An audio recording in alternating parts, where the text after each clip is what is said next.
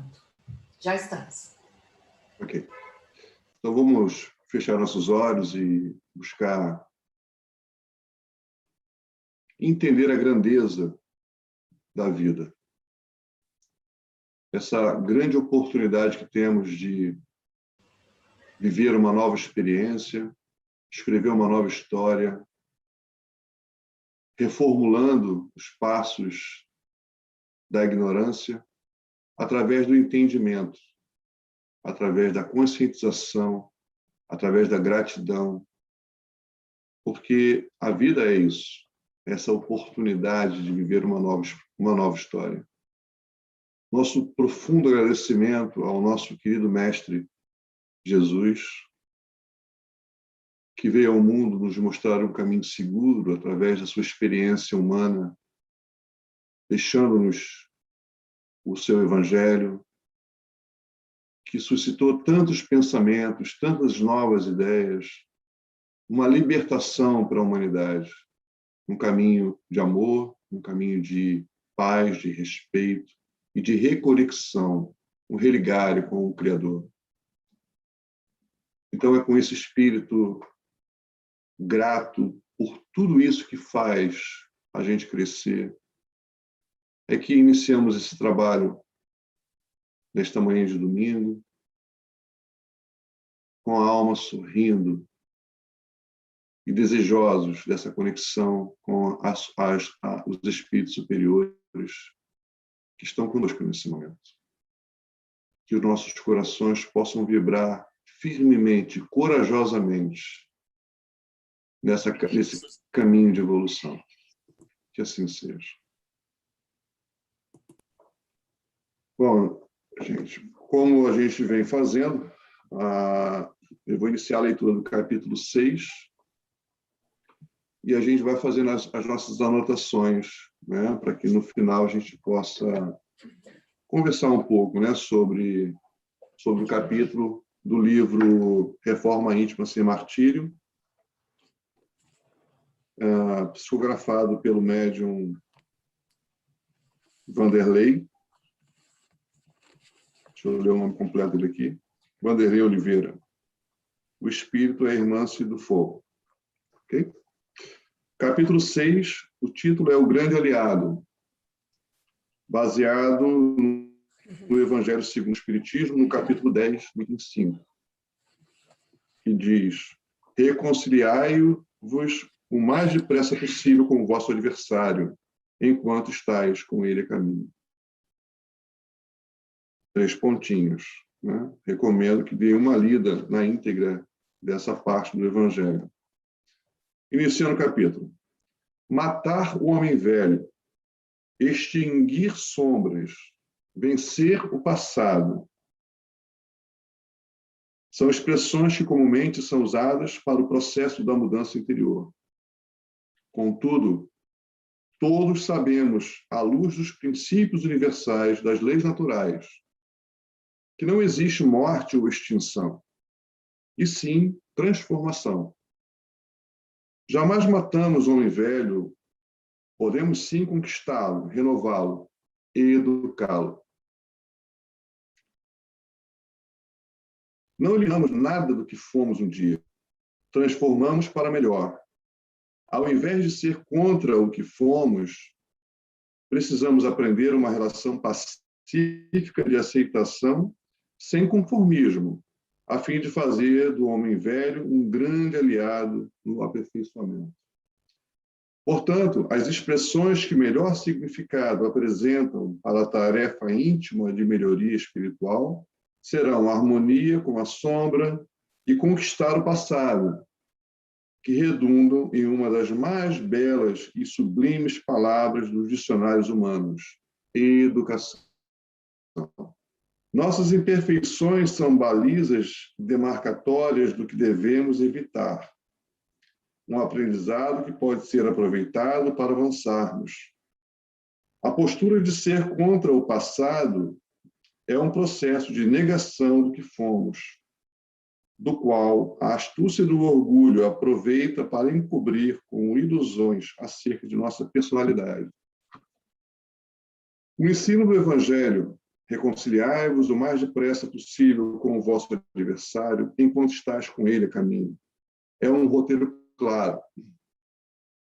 Esta reconciliação depende da nossa disposição de encarar a realidade sobre nós mesmos, olhar para o desconhecido mundo interior, vencer as camadas de orgulho do ego, superar as defesas que criamos para esconder as sombras, partir para uma decidida e gradativa investigação sobre o mundo das reações pessoais, por meio da autoanálise, sem medo do que encontraremos. Fazemos isso enquanto estamos no caminho carnal, ou então as leis imutáveis da vida espiritual levar-nos-ão ao espírito da verdade, nos camarins da morte, no qual teremos de mirar as imagens reais daquilo que somos, despidos das ilusões da matéria. Postergar essa tarefa em desamor e em vigilância. A desencarnação nos aguarda todos a lição do mecanismo divino que nos devolve a realidade.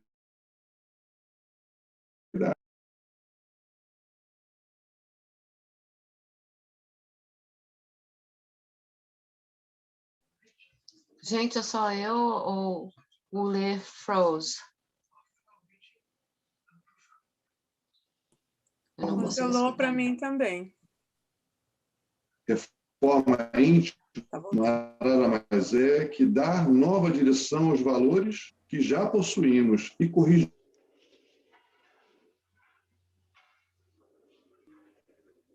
Lê, você froze de novo. Todo mundo froze, ou é o meu internet aqui? Gente, vocês estão me escutando ou não? Não, ele Froze, tá, certo? a conexão parou. Alexandre, foi a conexão do Alexandre, amor. Ok.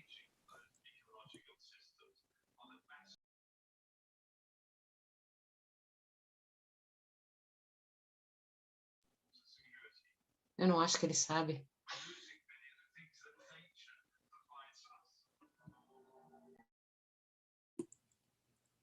Alexandre, você está Ele sem áudio. tá movendo, mas agora ele está Tudo amigo. bem? Vocês estão me ouvindo? Agora sim. Agora sim. Vocês estão me ouvindo? Agora está de volta. Desculpa, a conexão caiu aqui. Vamos continuar, então? Você pode começar do parágrafo reformar é formar novamente? Vamos lá. Reformar é formar novamente, dar nova forma. Reforma íntima nada mais é que dar nova direção aos valores que já possuímos e corrigir deficiências cujas raízes Sim. ou não temos Agora motivação sim. para mudar. É dar nova direção a qualidades que foram desenvolvidas na horizontalidade evolutiva e conduzir o homem às conquistas do mundo transitório. Agora, sob a tutela da visão imortalista, compete-nos dirigir os valores que amealhamos na verticalidade para Deus, orientando as forças morais para as vitórias eternas nos rumos da elevação espiritual pelo sentimento. Que dizer da sementeira atacada por pragas diversas? Será incinerada a pretexto de renovação e cura? Assim é conosco. O passado, nosso plantio, está arquivado como experiência intransferível e eterna. Não há como matar o passado, porém, podemos vitalizá-lo com novos e mais ricos potenciais do espírito, na busca do encontro com o ser divino, cravado na intimidade profunda de nós mesmos. Não há como extinguir o que aconteceu. Todavia, podemos travar uma relação sadia e construtora de paz com o pretérito.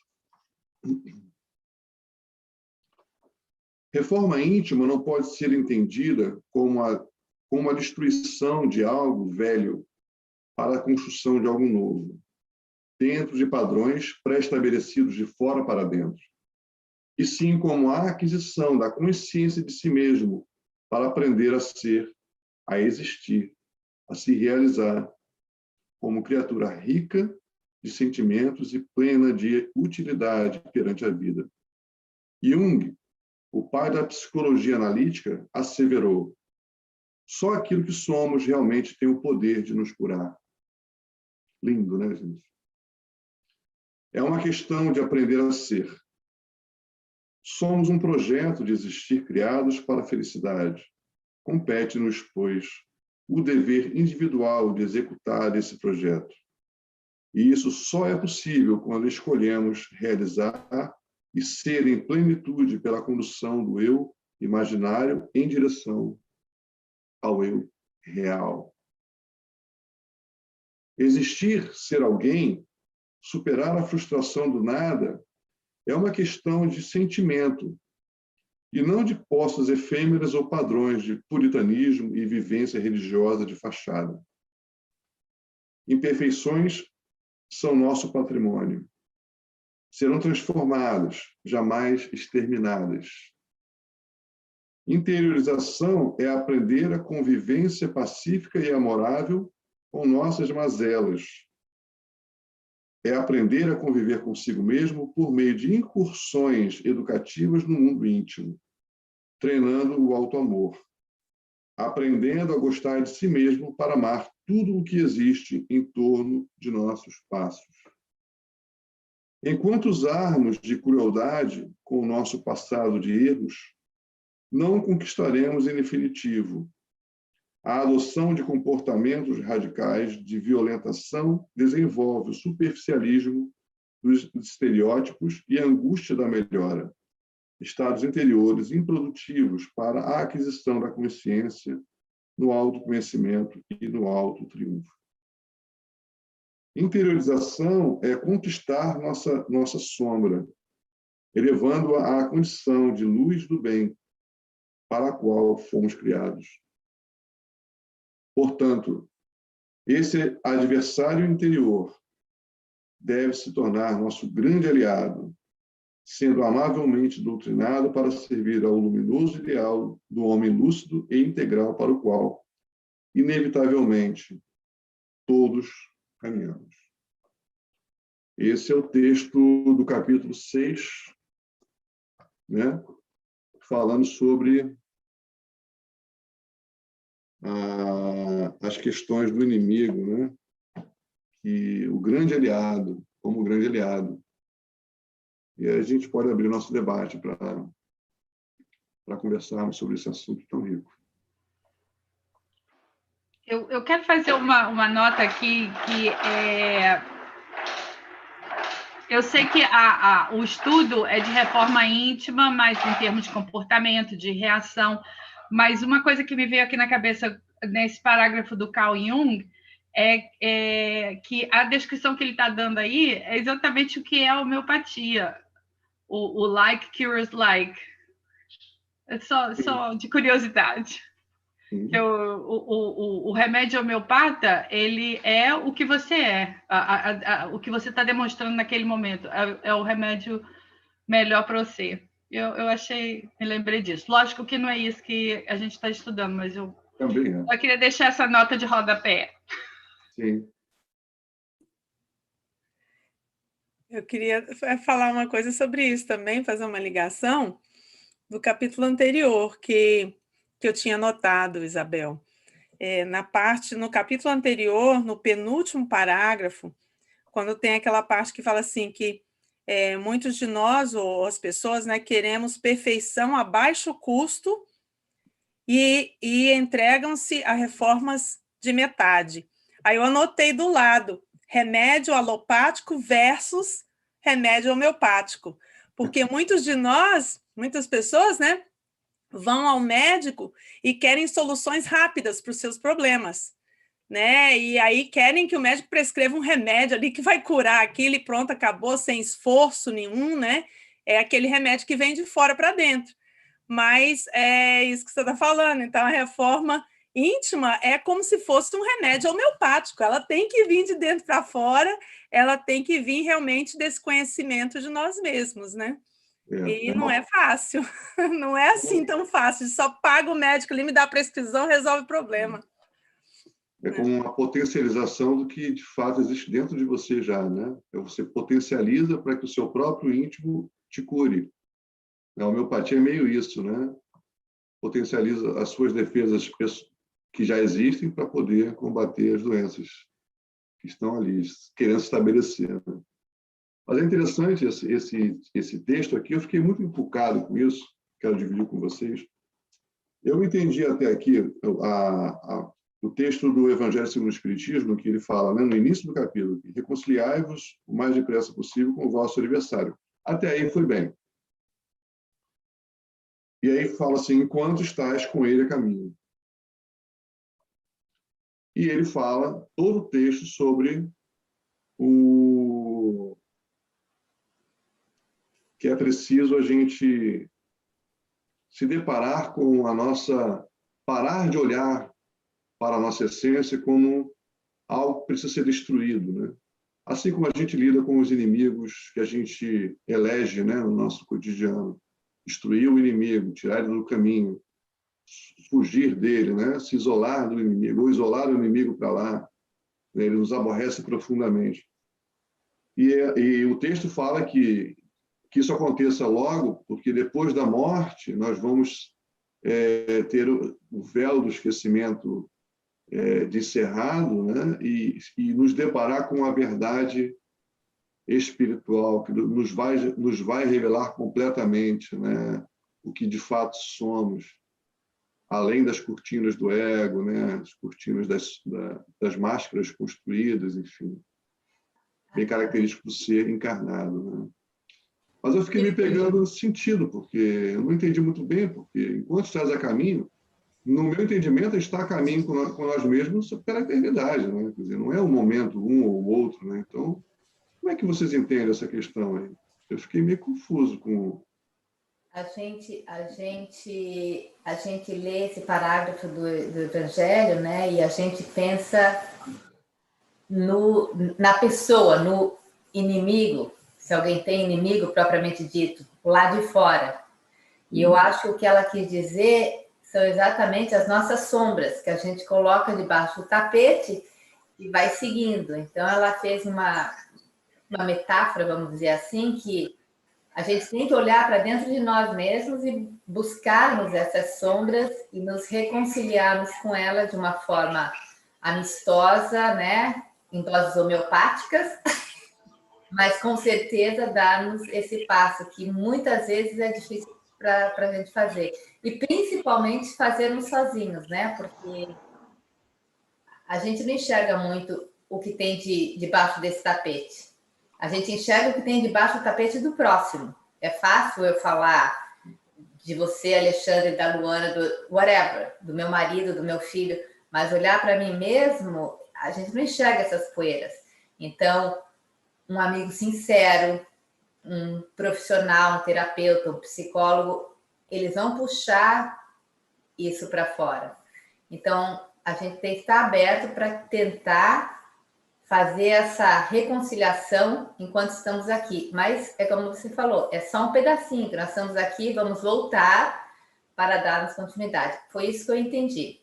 Sim. Mas a minha dúvida, Débora, é, enquanto estás a caminho, a conclusão do texto. No meu entendimento, nós estamos a caminho pela eternidade com a gente mesmo, não mera se a gente reconhece isso ou não.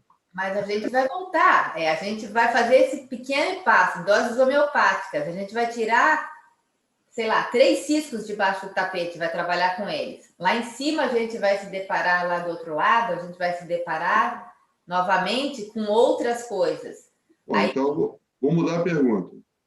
Qual a importância de eu reconhecer a mim mesmo encarnado ainda, em detrimento a não precisar esperar desencarnar para que isso aconteça? Qual é a importância de eu reconhecer isso durante a minha encarnação, em detrimento a reconhecer isso de uma forma impactante fora dela? Como é que é essa? Essa é a minha dúvida. Né? Foi essa frase que eu li aqui, Alexandre. Tem uma frase no início de um parágrafo aqui que fala: fazemos isso enquanto estamos no caminho carnal, né? Então, durante a encarnação. Porque a encarnação, eu entendo assim, porque a encarnação é uma oportunidade que a gente tem aqui de praticar e de nos desenvolvermos, né? No desenvolvimento tanto horizontal, como ela fala, que são os propósitos dessa vida, como o desenvolvimento vertical, que é eterno, né? Que é de nós como seres imortais. Então, mas a oportunidade de praticar o que a gente aprende, por exemplo, o que a gente aprende na erraticidade, né? A gente aprende, o que a gente aprende lá, a gente não se desenvolve, porque aqui é que a gente está provando o que a gente aprendeu, né? Na teoria. Aqui é a prática. Então, eu entendo assim, e eu entendo que como a Débora estava falando, no Evangelho, essa análise, né, desse ensinamento é feito com relação a uma análise filosófica, né? Comparando com relação aos meus inimigos, as pessoas com as quais eu tenho problema, dificuldades e tal, lá fora. Mas essa análise aqui que é feita nesse livro é uma análise psicológica do Evangelho, né? Então, é dentro de nós. Então, é a gente caminhar com essa sombra, sem querer esconder ela, como a Débora falou, dentro do tapete, criar máscaras. Não, eu não sou assim, não. Que é isso? Eu nasci no berço espírita, como é que eu sou invejosa? Não, eu orgulhosa, não. Aí eu vou escondendo, vou me fazendo de boazinha, principalmente quando eu entro na casa espírita, no templo, né? Aí eu falo manso, mas em casa eu sou outra pessoa. Então, assim, e esse... Ao invés de eu esconder isso, ao invés de eu dizer, eu sou assim mesmo, pau que nasce torto, morre torto, e é assim que eu vou ser, né? Eu posso também tomar essa posição. Mas não, eu vou olhar para essa sombra com um amigo, uma amiga minha. Não, eu sou assim, eu reconheço que eu sou assim, mas eu vou trabalhar junto porque é dessa outra forma aqui que eu quero ser, eu quero trabalhar essa virtude, né? Que é oposta a essa sombra que eu tenho. É mais ou menos isso que eu entendo aí. Falei muito, desculpa. Vai aí, Isabel, que a Isabel queria falar. Não, meio que era isso que eu tinha entendido também. O que eu pensei foi assim, tipo, a gente, quando chega do outro lado, dizem, né? A gente vê tudo muito mais claramente, onde a gente errou, onde a gente precisava ter melhorado, nessas coisas. Então, qual é o barato de ver e mudar do lado de lá? É como se você estudasse para a prova aqui e fizesse o teste lá, você tem que fazer o teste aqui. Então, tem que mudar a reatividade, né? A reação das coisas, as coisas aqui. É isso, né? É o que ela fala aqui, ó. Reformar é formar novamente, é dar nova forma. Mas o primeiro passo para tudo isso é aceitar, é ver o que precisa ser reformado e dar, como a Laís falou, um passinho de cada vez também, porque o mais difícil é ver e aceitar. Muitas vezes a gente é chamado a atenção, até numa discussão, numa briga, alguém fala alguma coisa para você e a gente fica melindrado, a gente fica... Mas eu acho que a gente respirar fundo, e esse eu acho que é o aprendizado, é não se revoltar e, peraí, será que eu sou isso mesmo? Será que eu tenho que trabalhar nisso? É um passo muito complicado para nós seres humanos por causa do nosso orgulho, nosso ego, etc, etc. Mas, a partir do momento que você começa a fazer dar essa parada, é o primeiro passo. Daí para frente você vai pouco a pouco conquistando. Mas tem anos-luz pela frente para a gente chegar lá. A gente não vai mudar da noite para o dia. São milhares de encarnações assim, e agora a gente está tendo a oportunidade de, opa, espera lá, é o momento de a gente começar a mudar. O que eu acho mais difícil, do fundo do coração, lógico que é difícil passar no teste, digamos assim, mas eu acho que mais difícil é entender a questão, é identificar onde mora o problema, de onde que a gente está, por que essas sombras foram criadas, o que originou tudo isso? processo aí de redescoberta. Mas, Por que você acha difícil, Isabel? Só uma perguntinha rápida. Não sei porque talvez esteja tão sufocado, tão... Não, eu digo, por que você acha difícil o processo de achar aonde é que está o problema? Porque você não vê? Porque... Exato. a gente Exato. trabalha errado. Porque depois que você identifica, vamos trabalhar para mudar isso. Tipo, eu estou obesa, tenho que emagrecer. Ó, tá aí o problema e uma solução, uma possível solução. Você achar o problema, a causa do problema lá, das tuas reações, por que você reage assim, reage assado, eu acho que isso é que é. Eu estou muito velha já e tem muita história para trás para compilar tudo. E decidir o que é que foi importante que gerou tudo isso. Não sei. Você Fica sabe, aí. A minha contextuação nesse texto, nesse pequeno texto do Evangelho, ficou paralisada aí, né? Assim, enquanto estás a caminho com ele, seu inimigo. E a proposta do capítulo é exatamente você identificar o inimigo que você construiu e transformá-lo num aliado à sua reforma, porque o seu inimigo é você mesmo, entre aspas, né? Porque não deveria ser o inimigo, deveria ser o seu aliado. Essa é a proposta da reforma íntima, você olhar para dentro de você, se ver e se amar.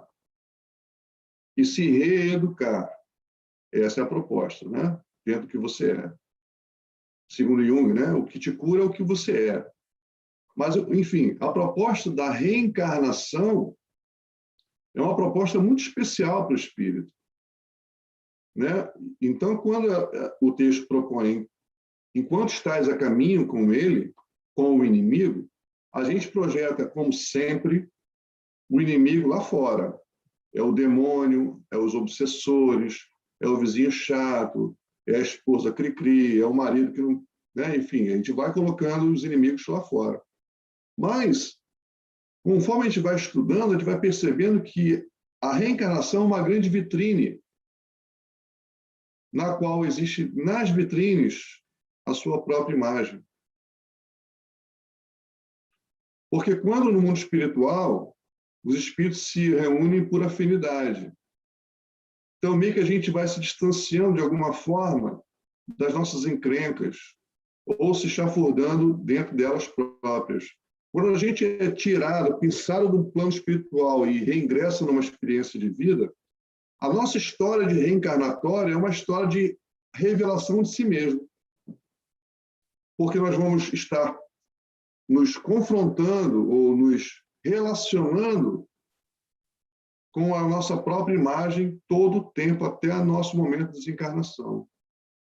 Então, quando ele fala assim, enquanto estás a caminho com ele, enquanto a vida te proporciona essa autorrevelação, aproveita a reencarnação porque ela tem como grande objetivo conhecer a ti mesmo. Quando você se irrita com o vizinho, com o chefe, com a religião, com quem quer que seja, essa irritabilidade, ela nasce dentro de um sentimento que existe dentro de nós, e não na situação em si. A situação em si te revela. E, ao se revelar, é preciso silenciar e desenvolver um sentimento de amor e aceitação ao que você é. Orgulhoso, invejoso, vaidoso, prepotente, o que quer que seja. E daí, a educação se processa no sentido de que eu preciso analisar as consequências dessa minha deturpação emocional. É a questão da homeopatia. Eu preciso desenvolver um remédio que me potencialize isso que já existe em mim para uma nova direção. A direção da cura, da construção, da realização junto com o Criador. Então, meio que hoje pela manhã, depois de ter lido várias vezes a semana toda e a outra semana o texto, eu comecei a pensar dessa forma para poder entender esse reconciliai-vos com os vossos inimigos enquanto estáis a caminho com ele.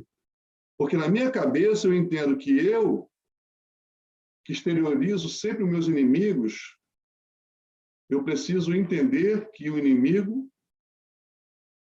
que eu exteriorizo está dentro de mim mesmo, e que não eu posso olhar ele como inimigo, preciso olhar ele como amigo, porque ele sou eu. E a vida me proporciona isso. E é só a vida vai me revelar através da proposta que ela traz consigo própria. Quer dizer, mais ou menos dessa forma que eu entendi o texto dentro do capítulo. Fala, Débora. Aí ela fala ali, tem um pedacinho, imperfeições são nossos patrimônios, ou seja, os nossos inimigos são os nossos patrimônios. Serão transformados, jamais exterminados. Então, a gente também tem a tendência de querer tirar eles. Não sou mais egoísta, eu não sou mais ciumenta, eu não tenho mais raiva, não, é transformar. Todo sentimento, toda emoção, ela vem por um motivo especial, e a gente tem que trabalhar ela. A raiva não funciona, o medo nos faz reagir, a inveja nos faz ver que a gente também pode ser, mas a gente sempre, os nossos valores, princípios, que a gente aprendeu, né, desde criança, enfim, que são transferidos para nós, que são sentimentos ruins, que a gente não pode sentir. Então, o fato de aceitá-los e transformá-los, esse eu acho que é o que da questão aí no meio do caminho. Uhum.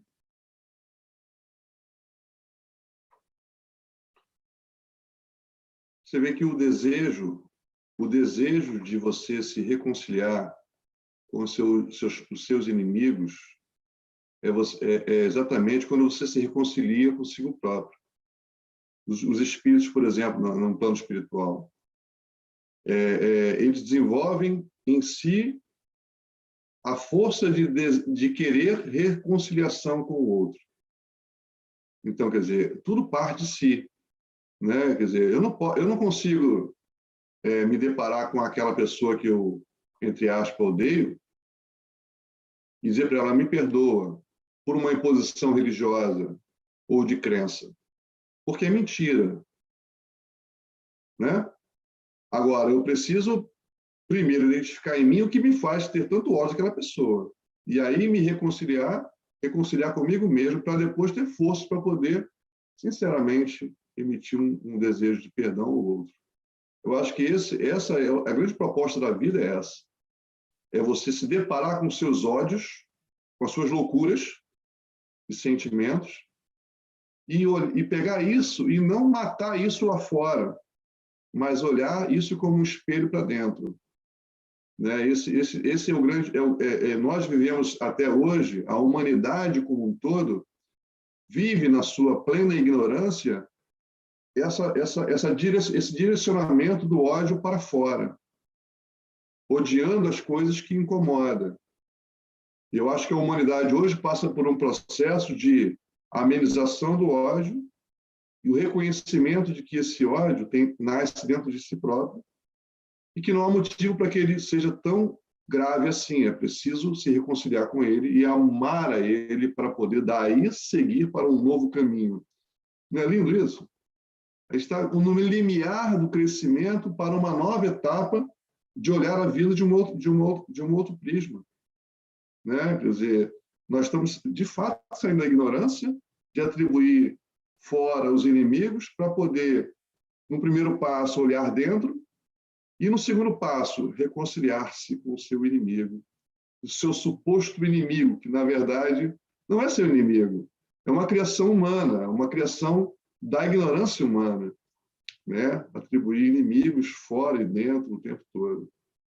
Né? Quando a gente chegar nesse ponto aí, as coisas vão ser bem diferentes dos nossos relacionamentos, né? Eu estava pensando aqui em um exemplo assim bem simplório mesmo. A criança pequena, quando ela está aprendendo a escrever, ela vê a letra como ela é, mas na hora de escrever a letra, ela não escreve como ela vê. Muitas vezes ela espelha, né? Faz aquele espelhamento, né, da letra. Então, assim, não quer dizer que o que ela está vendo, ela vai conseguir na prática fazer. Nós também, quando aprendemos uma segunda língua, A gente já está com o aparelho fonético acostumado com a primeira língua e fica difícil para a gente pronunciar. Então, nós escutamos o som, nós até entendemos, nós sabemos como é que é, mas na hora de sair não sai, né? A pronúncia correta não sai. Então, a gente sabe, se a gente começa na prática a saber o que a gente precisa melhorar na teoria, né? A gente estuda o evangelho, a gente estuda a literatura espírita, cristã, mas se a gente não pratica, se a gente não acha, não reconhece aquilo tudo que a gente está estudando na gente, a gente não vai conseguir corrigir. Então, assim, na verdade, aquele erro na pronúncia, no caso da aprendizagem de uma segunda língua, é um aliado. Eu não posso ficar com raiva, eu não consigo fazer. Não. Eu reconheço esse erro aqui, eu vou praticar para eu conseguir pronunciar corretamente, porque eu sei como é que é. Cognitivamente, eu reconheço como é que é, mas eu não conseguindo fazer, mas eu tenho que praticar para eu fazer. Né? Sem medo de errar. Então, quando ela fala aqui que a gente precisa, ela fala aqui que o dever individual de executar esse projeto, e isso só é possível quando escolhemos realizar e ser. Nós precisamos, como os americanos, como no inglês fala, show up, ou seja, sermos autênticos, nos mostrarmos como nós somos, sem medo de errar, sem medo da pronúncia incorreta, ou seja, sem medo também de ter o sentimento incorreto, do julgamento, sem medo dos nossos próprios julgamentos. E aí eu escrevi aqui que esse realizar e ser seria como se fosse uma ponte, porque ela continua realizar e ser em plenitude pela condução do eu imaginário em direção ao eu real. Então, esse realizar e ser com autenticidade fica sendo uma ponte para eu poder sair do meu eu imaginário para o meu eu real, e eu realmente chegar ao meu progresso, né, à minha reforma íntima. Porque se eu ficar só imaginando, não, eu não sou assim, ou eu sou assado, eu nunca vou chegar lá. Eu tenho que praticar, eu tenho que me mostrar para o mundo, sem medo. Eu estou falando isso aqui, não falando da boca para fora, eu estou falando isso para mim. Para mim, porque eu estou sentindo que, aos poucos, quando eu estou tendo coragem de fazer isso, aos poucos, que eu ainda não tenho 100% de coragem, eu confesso aqui e admito, mas aos poucos, quando eu tenho tido coragem de fazer isso, eu estou sentindo a melhora. E traz leveza. Essa reforma, aos poucos, sentindo as nossas sombras como aliadas, traz leveza para a gente vai perdendo medo. É muito legal. Vocês são lindos, viu? Estou apaixonado por vocês, viu? Todos vocês são maravilhosos, viu? Não sei o que seria da minha vida sem vocês, não, viu? Cada colocação tão profunda e brilhante. Isso é a prova cabal de que Deus está com a gente, né? Aqui juntinho, inspirando. Maravilha. Lindo. Posso falar, gente? Pode. Eu estou fazendo terapia há mais de um ano e estou passando exatamente o que esse capítulo foi para mim, direto, no coração. Porque eu estou passando por esses momentos de aceitação interna de erros cometidos no passado, que você vai virar a página do livro da tua vida, isso não vai ser esquecido, vai ficar lá. Então, você vai ter que trazer o teu inimigo interno e trazer como o seu amigo interno e trabalhar nisso. E na minha terapia, me trouxe, né, minha terapeuta me trouxe à tona, Mônica, você não pode ser racional. Você tem que se amar. Deixa o amor, eu me lembro, deixa o amor acontecer dentro de você, para você finalmente aceitar o que aconteceu e levar a tua vida em frente. Vira a página do livro, vai ficar lá, mas a tua vida vai continuar. Eu tinha outra coisa que eu queria falar, é que todo mundo está falando coisas que eu estou pensando, mas eu não quero repetir. Mas é isso que eu acho. A gente não pode ser racional com nossos inimigos, amigos. A gente tem que aprender com amor dentro da gente mesmo, em direção do poder divino. É interessante isso, porque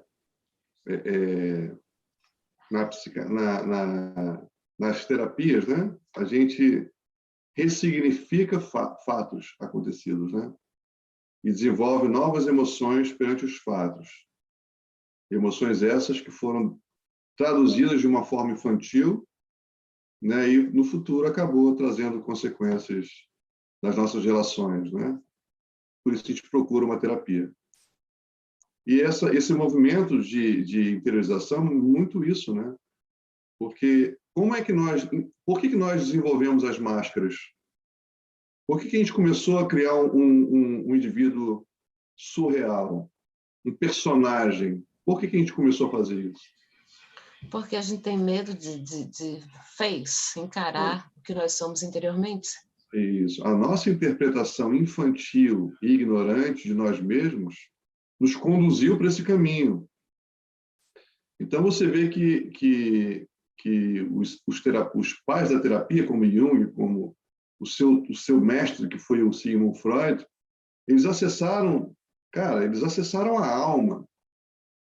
Na origem da terapia analítica, acessaram a alma do ser humano, uma lei muito maior do que eles imaginam, né? Porque esse é o movimento do espírito em progresso, o retornar a si mesmo, ressignificar e dar uma nova condução ao que é. Não é isso que a gente procura fazer e tenta fazer o tempo todo? Não é assim?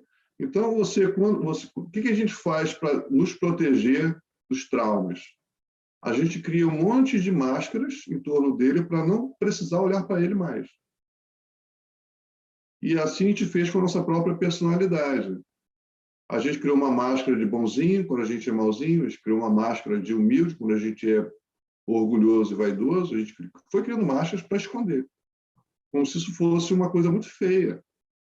Porque na nossa infantilidade espiritual, nós entendemos assim, é feio ser orgulhoso, é feio ser vaidoso, é feio ser egoísta.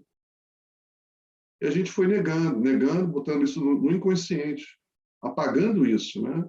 E o que a gente está fazendo agora é exatamente esse retorno a essa realidade para poder ressignificá-la. Por que a vaidade me conduziu a crimes hediondos?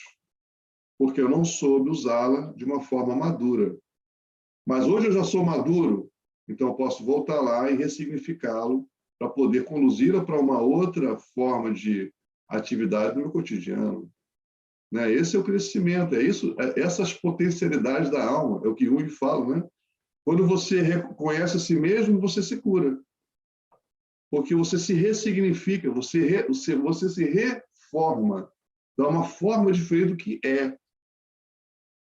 Você não está criando nada diferente do que você é. Não. Você apenas está se olhando como você é e se ressignificando, como a homeopatia, por exemplo, de potencializar aquilo que já existe no corpo para poder se autocurar, né? É bem isso, né? Bem essa coisa, né? Só para finalizar, nós seres humanos, somos muito imediatistas. Então, a gente quer essa transformação, às vezes, muito rápida.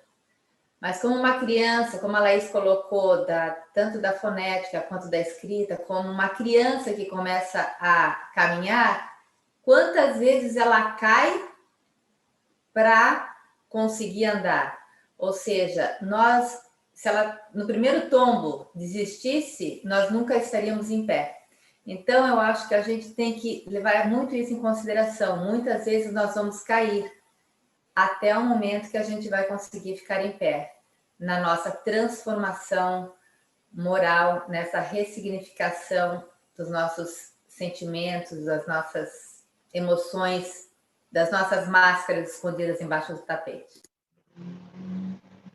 Eu não tenho como levantar a mão, viu? Porque eu sou a host. Desculpa. Eu quero levantar a mão, mas eu procuro aqui em todo lugar, mas não tenho. Só posso fazer como é? O analógico, o digital, não, só de princesa. Né? Eu estou vendo que vocês estão assim falando coisas tão maravilhosas, todo mundo. E vou completar aqui, colocar os meus 50 centavos no que vocês estão falando, que estão falando muito bem. O que a Laís está falando, a Débora está falando, a Alexandra, todo mundo falando, muito bom. Esse parágrafo que diz, vou voltar, a Débora já até leu, mas para fazer uma pergunta para a gente, que eu faço para mim também, eu preciso ler. Reformar é formar novamente, dar uma nova forma. Ela quer explicar porque ela diz assim, reforma íntima nada mais é que dar uma nova direção aos valores que já possuímos. É exatamente o que a Alexandre estava explicando, tudo que ele estava explicando, né? E corrigir deficiências, é a ressignificação, cujas raízes ignoramos ou não temos motivação para mudar. É dar nova direção às qualidades que foram desenvolvidas na horizontalidade evolutiva, ou seja, dentro daquilo que a gente consegue ver, né? Para conduzir o homem às conquistas do mundo transitório. Agora, aí ela vem, agora, sob a tutela da visão imortalista, aí eu vou parar aí. Aí ela está dizendo assim, quando você fica mais consciente. Aí eu pergunto para a gente. Baseado nesse texto, me faz pensar assim, o homem consciente se culpa? Não. O homem consciente não se culpa. O homem consciente, eu estou tomando, a gente está com esse material que nós temos na mão, essa luz que nós temos na mão. O homem consciente se justifica? Ele não se justifica. O homem consciente se transforma. Não é isso? Se transforma. Uhum. A partir do momento que eu identifico uma coisa que me incomoda, o que eu vou fazer? Eu vou lutar contra esse inimigo? É inteligente? O espírito que é, digamos, está aqui trabalhando como um irmão mais velho nosso, está dizendo, não vai por aí, né? Põe a mão na cabeça, não vai por aí. Eu acho que a irmã está chamando a gente para isso, para o ser consciente. Porque até o Alexandre falou uma coisa muito interessante, eu trabalho com os americanos já tem muitos anos, né? Desde lá de São Francisco. E os americanos, eles vão pegando de tudo que é espiritualidade, pelo fato de que, né, eles aprenderam a se basear tudo na ciência e eles estão sentindo falta da espiritualidade. Então agora está uma salada danada.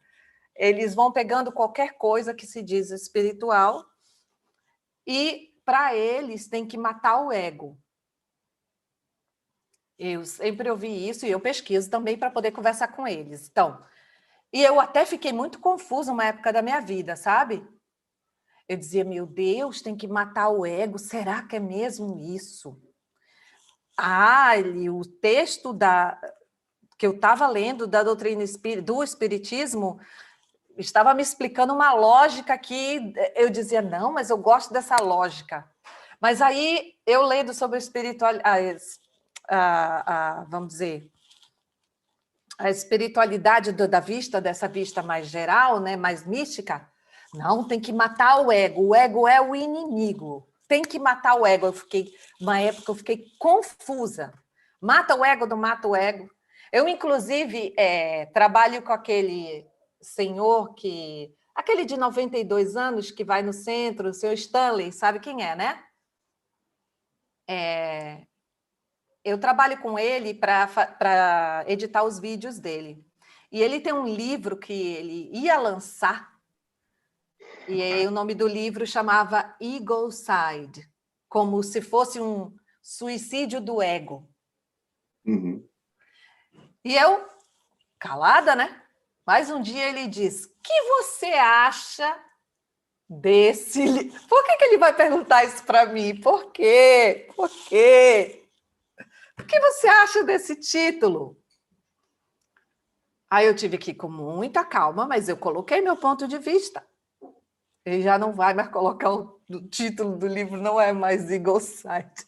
Porque eu estava colocando, tudo que a gente colocava dizia Egocide, o novo livro, tarará. Mas ele disse que agora não é mais Egocide. Ele disse que o nome do livro vai ser Aqui Já Não Mora Mais Stanley Robles, que é o nome dele. Então, ao invés de ele dizer Egocide, que eu falei para ele que a palavra tem um peso que eu pessoalmente não acredito.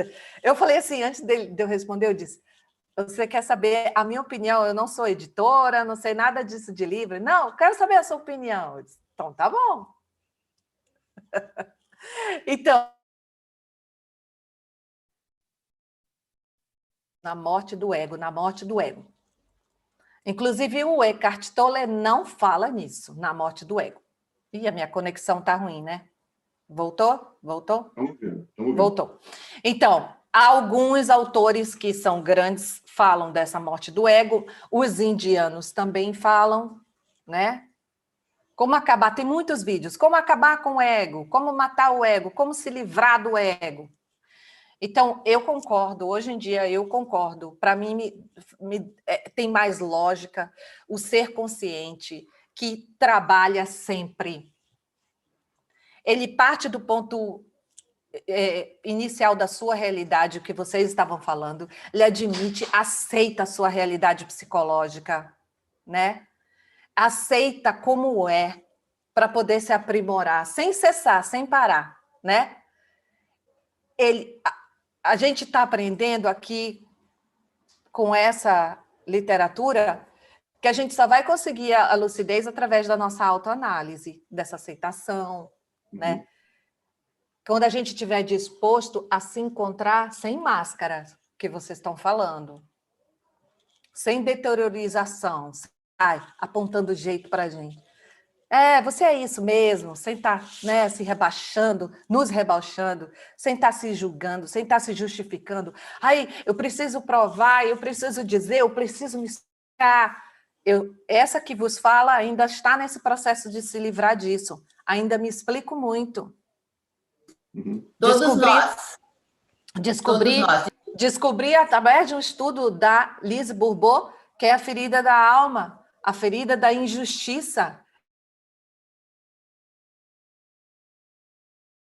De justificar a minha imperfeição.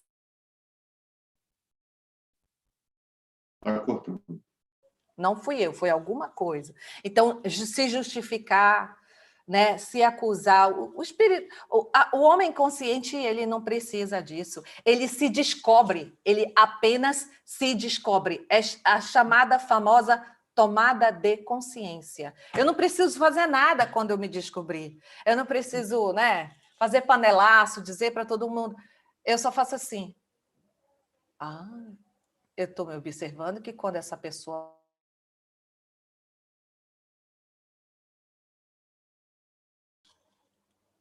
Não consigo. Você está congelando. Está cortando. Sem me culpar. Olha aí você de novo.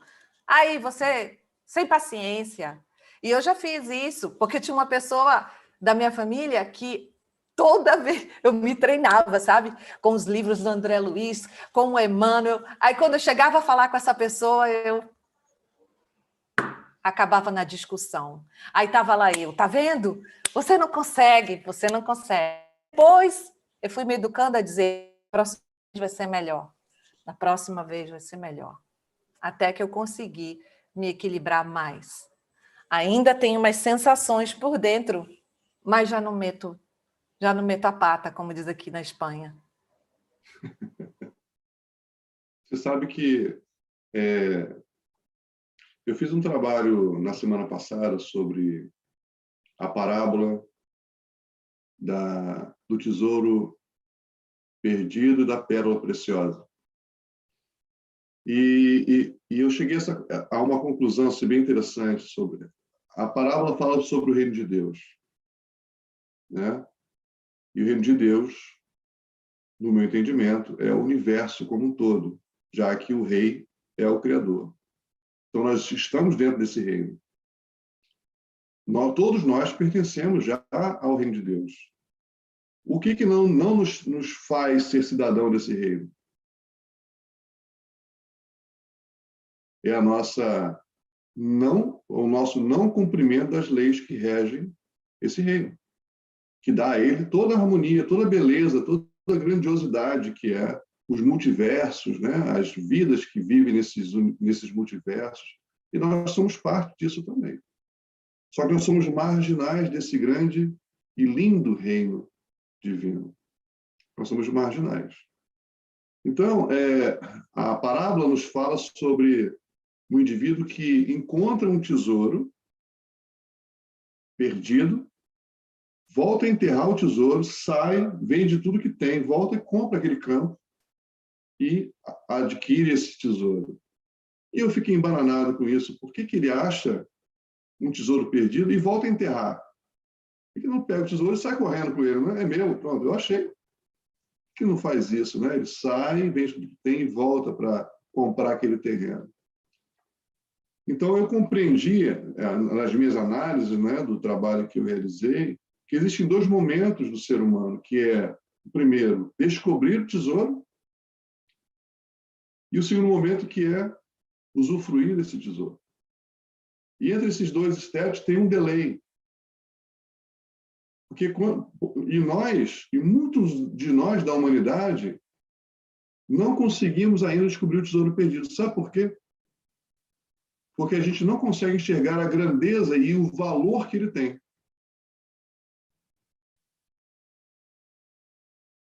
Simples assim. Nós não acreditamos na importância que é evoluir.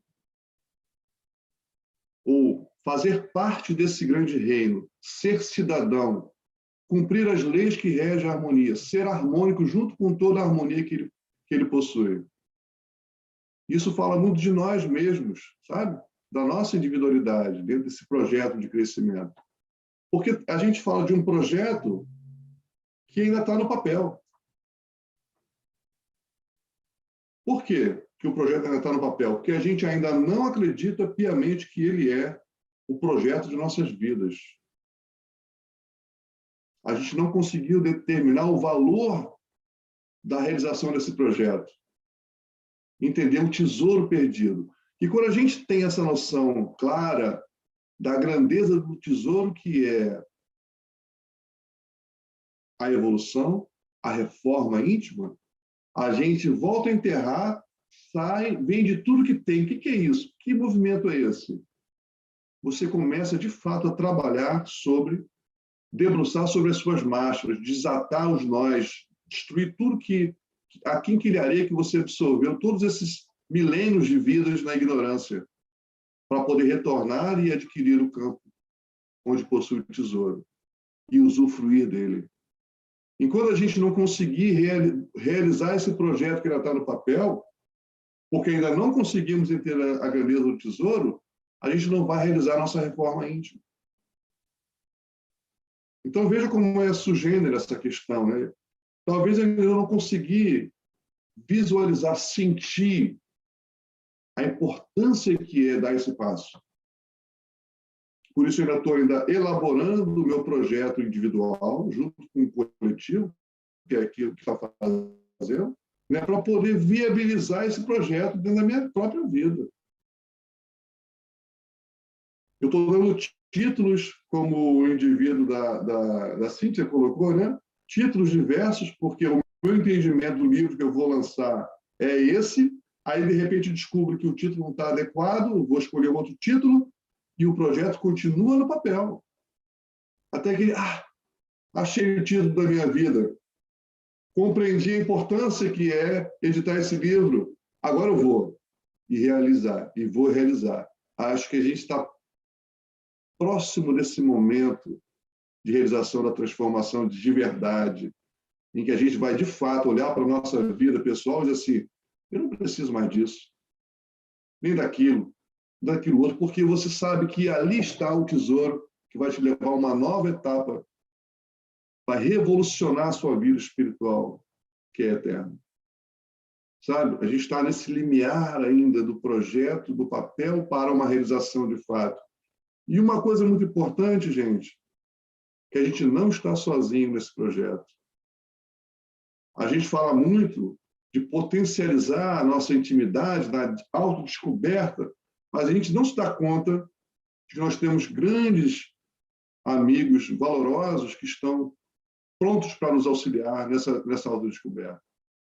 E, às vezes, a gente não se dá conta da presença deles. E a gente se martiriza, a gente se culpa, a gente se lamenta, ao invés de pedir ajuda. O futuro é a colaboração. Olha, Alexandre, isso que você falou aí, eu gostei muito, porque eu acho que o homem consciente, o homem consciente, ele identifica isso aí que você falou. Nós, como filhos de Deus, né, para esse trabalho da nossa melhora. Aí a gente se utiliza dessas ferramentas que você falou, desses tesouros que a gente falou, para poder estimular a nossa capacidade de discernimento. A gente sabe onde é o momento de parar de trabalhar, o momento de relaxar, o momento de trabalhar. Então, a gente vai utilizando todas essas ferramentas como filho de Deus. Descobre que o verdadeiro presente que é a reencarnação, o verdadeiro presente que é estar aqui. Porque a partir da literatura dos espíritos, eles voltaram para dizer, olha, você pode adquirir todo o conhecimento, mas a hora do teste é aí. Você recebeu a oportunidade, tem que ir com toda a vontade. Então, a partir daí, disso que você falou, Alexandre, eu vejo que vai ser um momento que nós vamos colocar o autoconhecimento, ele se torna a prioridade. Necessidade prioritária na existência da criatura. Porque quando ela descobre, eu estou tendo uma oportunidade aqui de crescer, e essa é a razão, o reflexo de tanto amor que eu estou recebendo do Pai Criador. Eu vou fazer de tudo para ser feliz, para me melhorar essas oportunidades. E eu vou, ao invés de entrar em conflitos, eu vou colaborar, porque o futuro é colaborar. Tudo, pode observar, faça uma análise de tudo que está acontecendo no mercado artístico, no mercado tecnológico. O reflexo da colaboração, ele é vivo. Você nota, e os espíritos falam disso através da fraternidade. Fora da caridade não há salvação. O que é a caridade? A colaboração, uns com os outros. E quando a gente toma, isso aí se torna prioridade, quando a gente toma consciência desses tesouros que estão aqui para nós e deixa de ver a vida como fardo, como problema, só vê os problemas, só vê as doenças, só vê as coisas ruins, faz uma, né, como diz, flip, muda o foco e vê, não, isso é oportunidade de melhora. Eu acredito plenamente no que o Alexandre falou, que maior que o meu problema são o amor, o apoio, tanto espiritual quanto no mundo, existe aqui para mim. Olha que você está falando com uma pessoa que estudada de acordo com a psicologia, o tipo 5 é uma das personalidades que menos acredita na humanidade. Quando eu descobri isso de mim, eu disse, não, eu acredito. E soava falso. E eu fui buscar amor para acreditar na humanidade.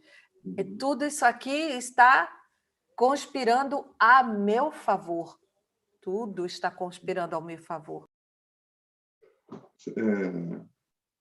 Laís, quer falar? Fala. Eu queria só compartilhar, quando a Mônica falou, aí eu fiquei olhando para ela e fiquei vendo também essas plantas aí atrás dela, né?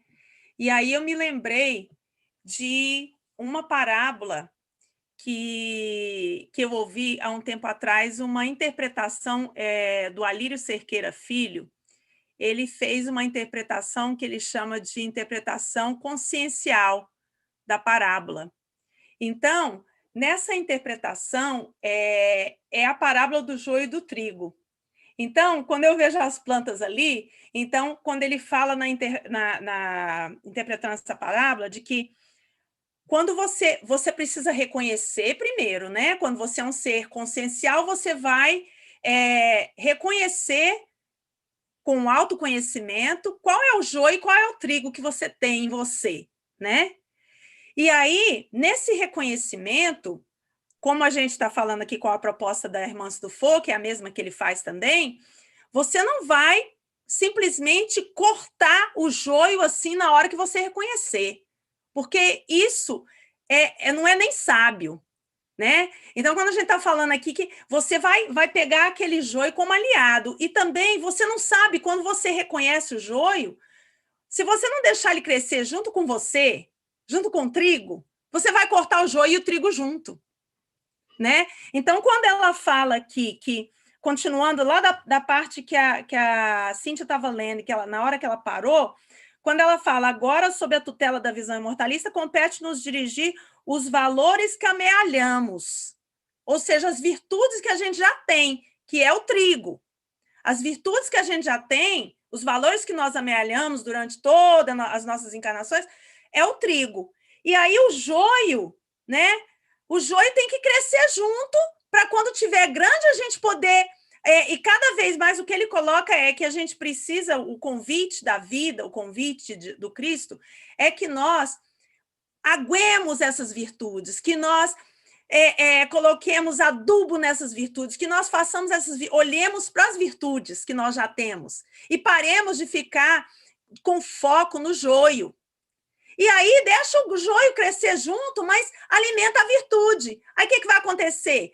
A virtude, que é o trigo, está tão bem alimentado que cresce muito mais e o joio vai diminuindo. Você não matou ele, você não cortou ele simplesmente diminuiu naturalmente, porque a virtude está tão grande, o trigo está tão grande, entendeu? A ideia é essa, assim.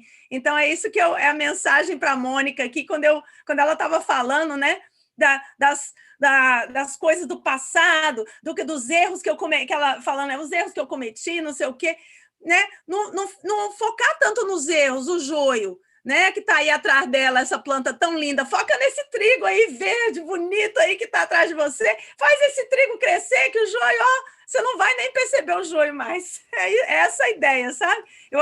Quando eu aprendi essa palavra dessa forma, eu olhei a minha vida com muita mais leveza. Comecei a olhar, né, como a Cíntia está falando, ainda não olho completamente, não. É fazer da horizontalidade a verticalidade. É que também está no texto. Então, vamos mudar o sentido aí. É isso mesmo. Bem bacana. Você vê interessante a força do crescimento através do amor, né? A gente fala muito do amor, da caridade. Fala é bem que brincadeira, mas a tela da Mônica me deu outro insight meio diferente desse. Essa tela, né? Quando ela estava, quando não mostrava nem o rosto dela e nem as plantas lindas, ficou meio assim uma cena do filme Matrix, que aparecia e sumia, aparecia e sumia, aparecia e sumia. Então, o que eu imaginei foi, olha só, que viagem. Eu juro que eu não estou usando CBD oil. A cena foi a consciência e o ego ali. Então, vem momentos de clareza e outra hora que some, que você não consegue identificar o que é. E aí vê de novo uma mão, aparecia um pedaço dela, um rosto. Foi uma viagem. Mas eu achei assim, essa dualidade, o que é real, o que é criado pelo ego para coping mechanism, whatever que seja. É engraçado você ver isso, porque às vezes que você está vendo coisas aparecendo e desaparecendo, é porque eu estou andando para lá e para cá, eu estou escutando, fazendo coisas aqui em casa, ou eu vim aqui fora porque eu tenho que trazer o meu cachorro aqui fora, eu boto o telefone no bolso, então aí fica escuro, não tem nada para ver, aí volta porque eu trago de volta, mas O é efeito interessante. que deu foi que vinha, que veio na minha cabeça, que vinha não a dificuldade, mas o lance na tua consciência subia de novo. Quando ela subia, eu ficava assim, cadê ela? Ela está no bolso. Eu tenho uma pergunta para o Alexandre. Ô, Magali. Diga. Alexandre, como é que eu posso amar a minha, isso que eu me tornei, quando às vezes alguns de nós, ou que vamos ouvir isso, e quando tem aqueles dias que a gente está atravessado, que eu não consigo gostar de absolutamente nada. Uhum. Às vezes a gente tem esse dia, ou às vezes a gente tem essa época, que é difícil a gente amar o que a gente vê ou o que a gente ouve. Da gente mesmo. Como é que faz? Então, eu costumo dizer que quando você está feliz, ame. Quando você está triste, silencie.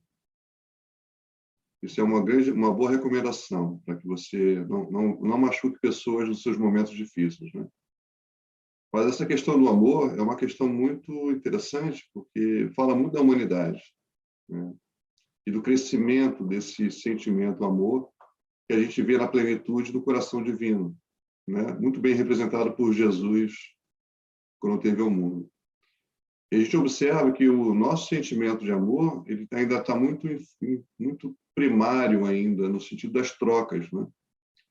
Então, a gente vive a vida no sentido de sempre querer dela algo em troca daquilo que a gente dá para ela. E, em grego, isso tem uma palavra que significa o eros, né? Que é uma representação do amor, da troca. Eu dou amor, recebo amor. Eu dou atenção, recebo atenção. Se eu não recebo atenção, eu vou trocando, vou mudando as minhas relações, porque eu não estou recebendo aquilo que eu estou dando, num equilíbrio dentro de um relacionamento. Mas a gente vai observar que a vida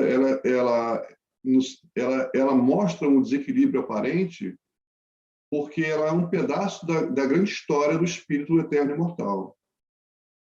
Não é? Então, você vê como é que a nossa visão do tesouro ainda é tão fosca, né? A gente entra na vida e acha que intimamente ela é do berço ao túmulo. E tudo que ela representa precisa ser equilibrado e justo aos meus olhos. E quando isso não acontece, eu entro na revolta, eu fujo dela, não aceito o que ela me propõe. Porque, como a Cíntia colocou, como a Laís colocou, como vocês colocaram, essa visão imortalista da alma nos traz uma nova referência de vida. E nos impulsiona a uma nova etapa do amor, que em grego se chama philo, que é eu me responsabilizo por aquilo que eu amo, o que eu cativo, né? Então, você sai do sistema de troca, da busca pelo equilíbrio nas relações, para uma responsabilidade a quem você cativa. Isso significa que eu começo a observar os limites que o outro tem para me amar. Eu respeito ele do jeito que ele é.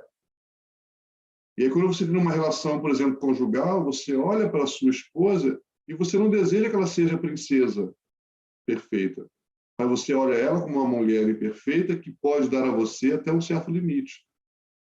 Isso te dá muita clareza para poder ajudá-la a avançar nesses limites para uma relação melhor, mas não ideal, porque não existe uma relação ideal no mundo de provas e expiações.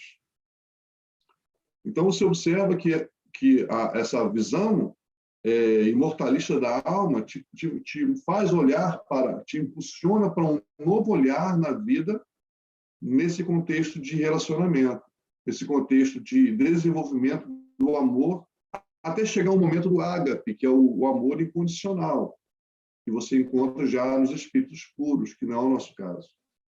Desculpe se eu estou ofendendo algum espírito puro que esteja aqui, não é essa a minha intenção, mas nós precisamos aprender a amar cada vez melhor. E melhor coisa do mundo é a gente poder ter essa visão espiritual, imortalista de nós mesmos e entender que a vida nos propõe um acerto da grande história que é a nossa vida imortal. Então, por mais que a vida se apresente de uma forma desequilibrada a nível do que eu entendo ser justo, ela está equilibrando aquilo que eu não vejo.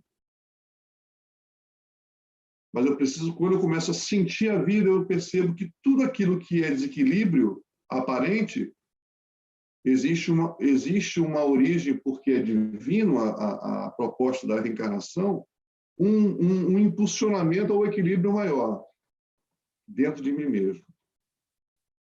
E aí eu vivo as minhas experiências reencarnatórias de uma forma mais madura, mais conectada com a minha imortalidade. Porque eu sei que quando eu sair do corpo, essa história vivida de curto espaço de tempo vai me trazer benefícios grandiosos no equilíbrio maior da minha alma eterna e imortal.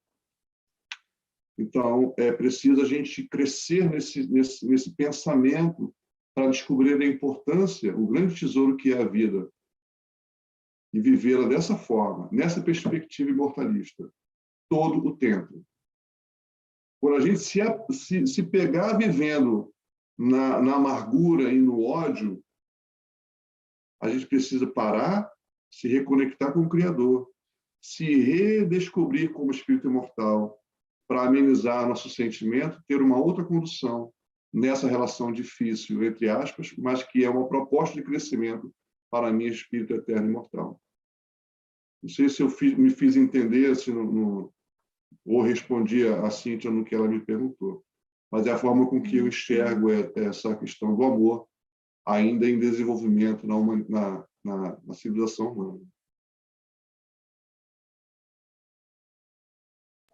Muito bonito.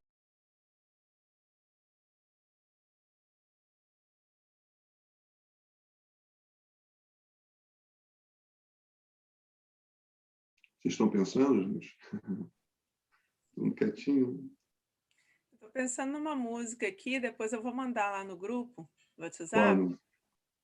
E assim que eu li esse capítulo, eu me lembrei dessa música que fez parte dos meus momentos de meditação várias vezes, assim, por dias consecutivos, que foi logo que eu comecei a participar da Oficina do Sentimento, lá no centro, e aí eu me deparei com essa música e eu comecei a usar para meditar com ela. E essa música, eu acho que alguns que vocês já devem conhecer, chama Me Curar de Mim. Eu quero me curar de mim, quero me curar de mim. E aí fala, sou invejosa, lá, lá, lá. Aí vai falando de todos, eu me reconhecendo todos os meus erros, todas as minhas falhas, todas as minhas sombras, né? E tem essa fala, quero me curar de mim. E como que eu posso me curar de mim se eu não reconheço tudo isso em mim? Né? É mais ou menos isso. Eu acho essa música linda. E eu estava ouvindo a autora da música falar sobre ela, e é super interessante também, vou mandar o TED Talk, ela falando sobre ela. Só tem uma parte que, quando ela fala sobre essa música, ela fala da questão de só reconhecendo as sombras que eu vou poder extirpá-las, mais ou menos assim, mas na música não fala isso. Ela, no TED Talk, é a visão dela, né? Mas a minha visão, quando eu escuto a música e quando eu medito com ela, é a visão de reconhecer essas minhas sombras e de olhar para elas com carinho. Então, eu fazia minha meditação ouvindo a música e eu chegava a chorar, me emocionar, assim, como se eu estivesse olhando para aquela sombra como se fosse uma criança, que eu estou olhando assim, para aquelas sombras e reconhecendo nelas assim, erros que, reconheço em você isso, mas eu te amo ainda assim, né? Eu estou vendo isso em você, como eu vejo uma criança que está comportando mal, mas que eu não vou odiar aquela criança, porque eu sei que ela está agindo daquela forma, porque ela ainda não sabe agir diferente, né? Então, cabe a mim ensinar para ela como agir diferente, e não puni-la, porque também isso é importante, né? Quando a gente pune a criança, ela não aprende nada. Então, passando isso para mim mesma, comecei a olhar para essas sombras como eu olho para os meus alunos, né? Como eu olho para a criança que está errando. Aí, ok, não, eu tenho que arrumar um caminho de ensinar como fazer de forma diferente, né? Como transformar isso, exatamente. Não punir, porque não adianta nada punir. Você é punida e depois você sai e faz tudo igual de novo, né? Então não adianta nada. Eu vou mandar a música lá para vocês, é fantástica. E convido vocês a fazerem o que eu fiz, meditar com essa música.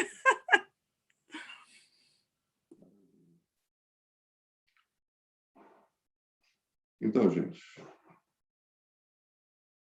nós temos ainda 7 minutos. Então, Alexandre, mas é que você foi muito adiantadinho, querido, e você resumiu em palavras tão lindas exatamente o último parágrafo, que a irmã se fala assim: portanto, esse adversário interior deve se tornar nosso grande aliado, sendo amavelmente doutrinado para servir ao luminoso ideal do homem lúcido e integral, para o qual, inevitavelmente, todos caminhamos. Eu acho que só falta para a gente começar realmente, verdadeiramente, a amar a gente como a gente é, amar as nossas sombras, mas verdadeiramente, não bocalmente, não da boca para fora, mas verdadeiramente amar a gente. Os livros de André Luiz são uma verdadeira lição de acolhimento quando a gente lê. Vocês vão lembrar, toda vez que a gente lê, toda vez, sem exceção, como é que um mentor atua quando ele vai ajudar alguém que está em desespero, porque essas histórias geralmente acontece alguma coisa em desespero, ou alguém está morrendo, ou alguém está matando, ou alguém quer matar, quando eles vão ajudar é no acolhimento, sempre no acolhimento. Às vezes até o André Luiz fica, você vai ver lá que o André Luiz fica chateado com os mentores, por que a gente não vai lá e não dá um passe e resolve, retira aquele espírito que está aperreando a pessoa e a gente resolve e está resolvido. E aí os mentores dizem, não é assim, não é assim, é com acolhimento, colaboração, a pessoa tem que querer, tem que dar autorização, tem que nos chamar.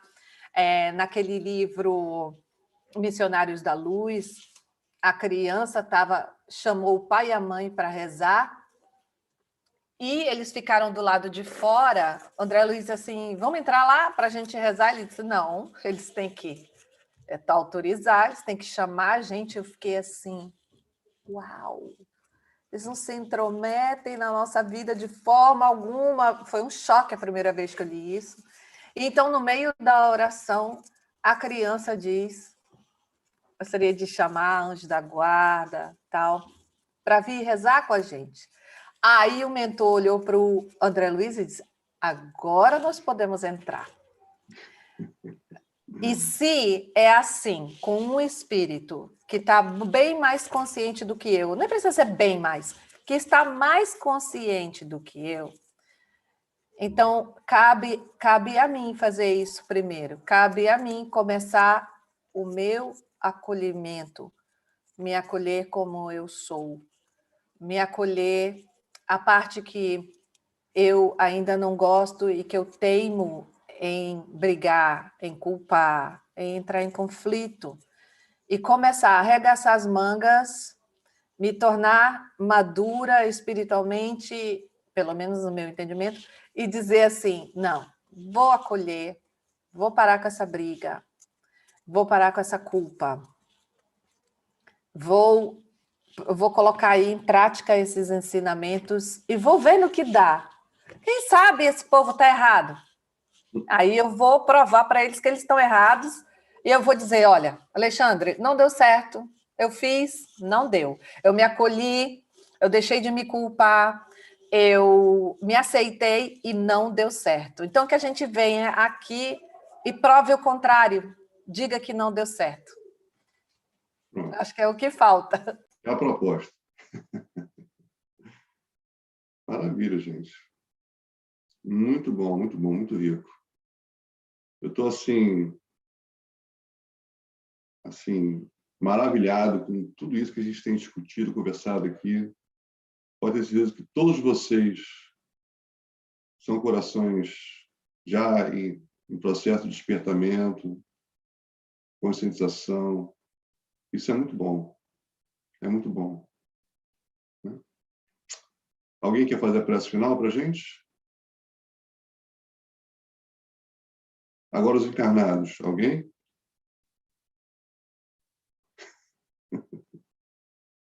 Nem encarnados nem desencarnados. Oh, meu Deus.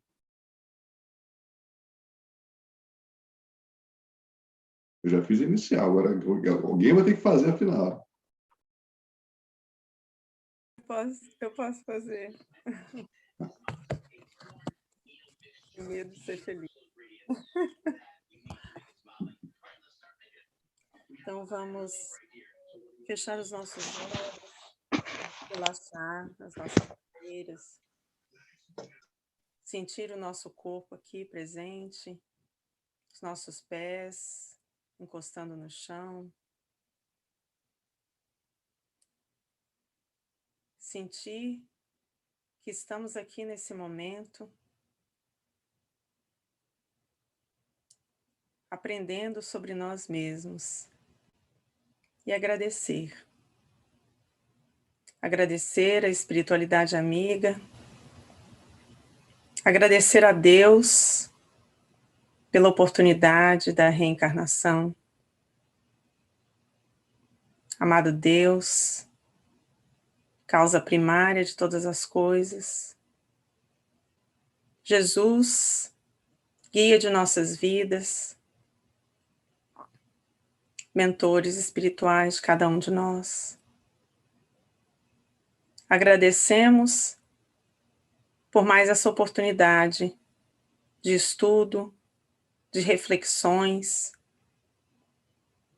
Agradecemos a essa mensagem, essa literatura espírita, este livro da irmã Sudufo. E agradecemos a nós mesmos, porque nós nos permitimos e criamos espaço na nossa vida para estarmos aqui nesse momento. Porque queremos, porque temos vontade de nos transformarmos interiormente. Pedimos força para que possamos continuar assim, criando mais espaços para o nosso aprimoramento interior, aproveitando mais momentos para reflexões importantes para a nossa vida de seres imortais. E que possamos nos lembrar a cada dia das nossas relações conosco mesmos, primeiramente, das nossas relações com as pessoas, no trabalho, na família, nas ruas. Possamos nos lembrar de olhar para nós mesmos cada vez que nos incomodamos com algo. Cada vez que nos sentimos injustiçados. Que possamos olhar para dentro de nós e perguntar a nós mesmos: do que nós necessitamos? O que eu preciso nesse momento? O que eu estou precisando? E o que eu posso aprender com isso? Possamos nos lembrar disso e, com muita gratidão, seguir cada dia aprendendo sempre. Muito obrigada, amado Mestre Jesus. Muito obrigada, equipe espiritual do BSS, que nos reúne também e que nos ajuda sempre. Que assim seja.